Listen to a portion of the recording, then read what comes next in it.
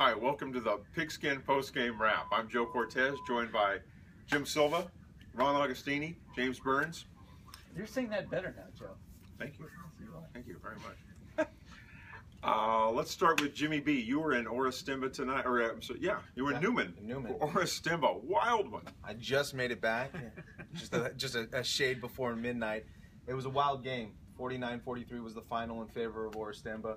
The field was washed in purple afterwards. They really celebrated. This was an emotional victory. They were still thinking about that 21-20 loss to Ripon Christian last year. That's right. So they're already talking about going 9-0. That this was the game they wanted. They pumped the brakes a little bit. This is only the first week of the Southern League.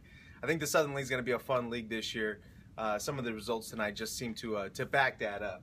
You know, you got Agostini blanking LeGrand. You got Denaire upsetting Delhi, which was undefeated. And then you have this wild, epic game where it looked like it was going to stretch into Saturday morning out on the west side. So I think it's going to be fun. Yeah.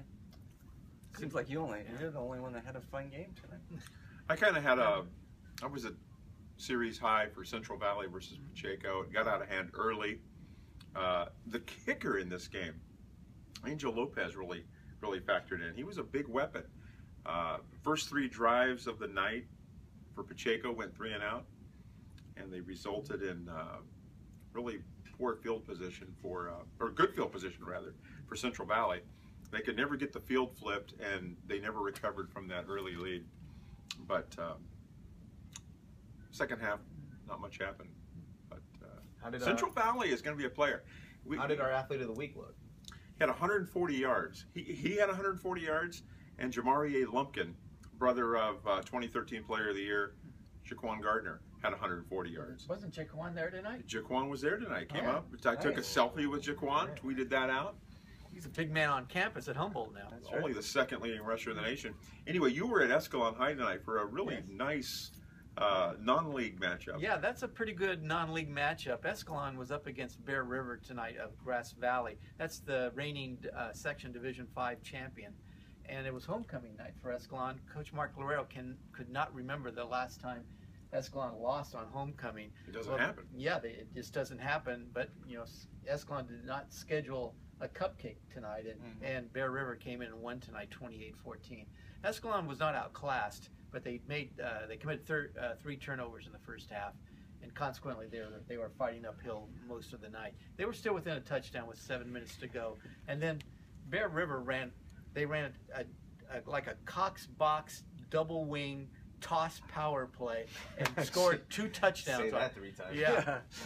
Pop. 7 yards, 59 yards, both were touchdowns. That was it. Did Escalon look kind of fatigued? Because we made a lot about that. Was their third game in 12 days. And Bear River hadn't played in 11 days. Yes, both these teams were affected by the Butte Fire. Their schedules were. But Bear River had a bye last week. Right. So Escalon took the field for the 3rd time in 12 days. And both coaches had their own takes on this, as you might expect. Mark thought it made a difference. I would. Did you get the sense that they were tired? I had the sense that Escalon got a little bit tired in the 4th quarter. I'm not enough to make a difference in the game, but I think they did get a little bit weary. Hunter Carlton had a nice night for Escalon. Said he got a little bit tired. Of course, he ran for 279 yards last week against Liberty Ranch, so he had a reason to Liberty Ranch. A lot of miles on those. A lot of miles. So Escalon beat Liberty Ranch. Houston beat Liberty Ranch tonight. They meet in 2 weeks. That's right. That's right. Yeah, that's right. But the Bear River coach thought Escalon had the advantage. He said they were battling last week while we were yawning.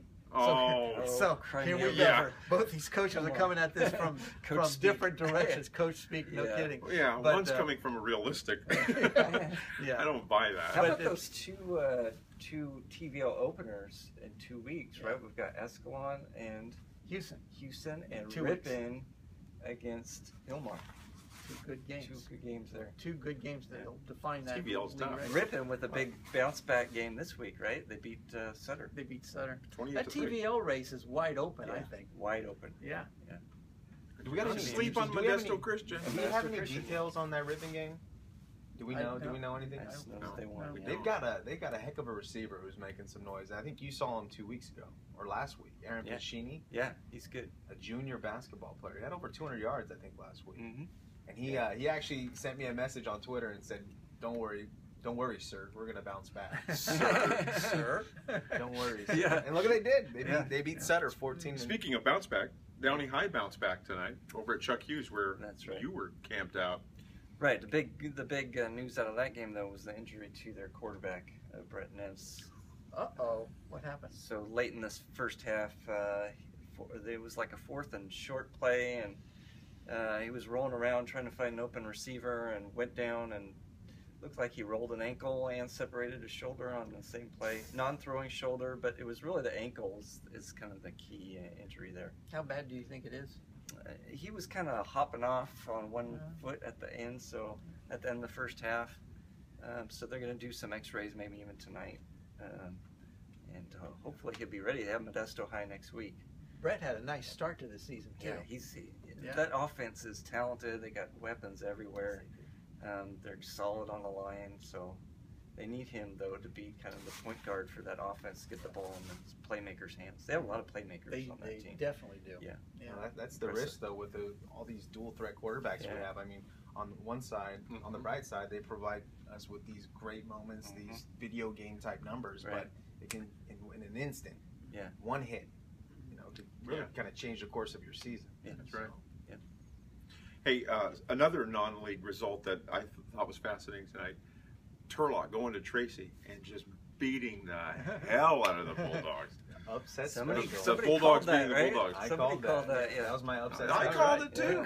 You piggyback. That had to feel pretty good for Turlock. They lost twice to Tracy last year, right? That's right. Once in the regular season. playoffs, and that was And very close games each time. very close games. That was a kind of a controversial no catch in the end zone that ended Turlock's season last year, and that had to feel pretty good tonight.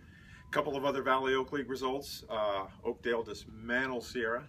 Pulls away. They were trailing 14-13 in that game. Scored the final 37. Yeah, it's a little more than pulling away. And then, we kind of thought Weston Ranch maybe had something cooking. Central just slapped them back down to reality there. Yeah, I don't think so. Won by about 40. Yeah. There's still two different classes 59-14. there. VOL, huh? Yeah, and then they're still East Union, the team that East Union gets that big victory over Grigori last week. Alma mater. I know. Here we think the Lancers are maybe turning the corner, but we knew. We said it all week. They had to follow up. They had to back it up with a win, that big and victory. they go out and get smoked. Well, they didn't know how to handle it. That's the first winning team when they beat Grigori. That was the first team with a winning record they'd beaten in years. Yeah. They couldn't handle that. They came out and got shut out tonight at Lathrop. That result doesn't bode well for Grigori either. I mean, it makes you think about the coach's pick to win the league title this year. I think it's pretty clear that Downey, if Neves could be okay, they're the team to beat. I heard the Lancers really struggled with special teams in the first half tonight, and Lathrop got out in front 14-0 and just took it from there. Yeah. So nice win for Lathrop, though. Big VOL win for them. I think it's pretty clear there's still a big gap between the top 3 or 4 teams in the VOL and the rest. Yeah, without question. We thought maybe they had closed the gap, that we were going to see a little bit more parity, but just like there's a big gap between me and you guys. Oh, no kidding. You're not getting any shorter either. Hey, that's it for this week. Thanks for joining us on the Pigskin Postgame Wrap. Be sure to check us out on modbee.com. We will see you next time.